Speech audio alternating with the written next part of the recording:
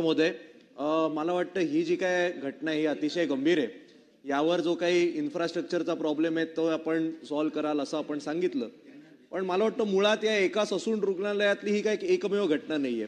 गेल्या वर्षी जेव्हा तो पोर्सचा ऍक्सिडेंट झालेला तेव्हा सुद्धा ब्लड सॅम्पलचं जे काही आदला बदल झालेली ती सुद्धा या ससूनमध्येच झालेली. काही 6 महिन्यापूर्वी एक बातमी आलेली की ससूनच्याच गेटवर साधारणतः 1001 कोटीचा एमडी सापडलं गेलेलं आणि एक अंडर ट्रायल व्यक्ती तेव्हा ससून रुग्णालयात ऍडमिट झालेला आणि तर त्याचं होतं असं पुढे पोलीस त्याच्यावर कुठेतरी इन्व्हेस्टिगेशन करतायत. माझा प्रश्न हा आहे की ही एक मोडस ऑपरेंडी समोर येते.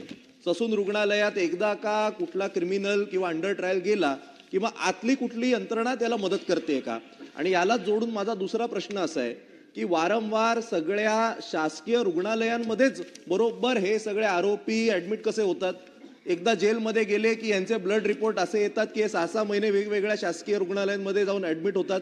इकडे जाऊन ते त्यांचे गँगचे ऑपरेशन चालवतात आणि हे सगळ्या पोलिसांना सुद्धा माहिती आहे. हे आता टीव्ही शो मध्ये यायला लागलं. नेटफ्लिक्सच्या पहिल्या एपिसोडमध्ये दाखवतं की सगळे क्रिमिनल हे वेगवेगळ्या गव्हर्नमेंट हॉस्पिटलमध्ये असतात. मग सरकार करतंय काय? हा माझा प्रश्न आहे.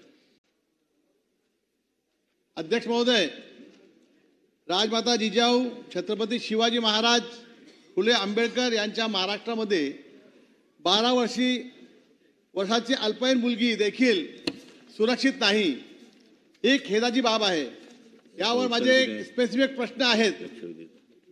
सदर गुन्ह्यामध्ये पोक्सो कायद्याअंतर्गत अटकेत असलेला आरोपी ससून रुग्णालयामध्ये MICU विभागात असताना बाथरूमच्या खिडक्यांच्या काचा तोडून पळून गेला. तिथे खिडक्यांवर जे ग्रिल्स आपण जाळ्या बोलतो ते बसवलेल्या नव्हत्या. माझा प्रश्न असा आहे की आपण सुरक्षा किती करणार आहोत? दुसरा प्रश्न असा आहे, आरोपी पळून जातो आणि स्वतःहून परत येतो. यामध्ये आरोपी व पोलीस यांच्यामध्ये संगमत असल्याचा संशय निर्माण होतो. हा कायदा व सुव्यवस्थेवरील गंभीर आघात आहे. त्यामुळे संबंधित वरिष्ठ अधिकाऱ्यांची जबाबदारी निश्चित करून त्यांच्यावर कारवाई करण्यात यावी. माझा तिसरा प्रश्न आहे, राज्यातील इतर शासकीय रुग्णालयामध्ये आरोपी रुग्णांसाठी स्वतंत्र उच्च सुरक्षा कक्ष उभारण्याबाबत शासनाची कोणती ठोस कालबद्ध योजना करणार आहे? धन्यवाद.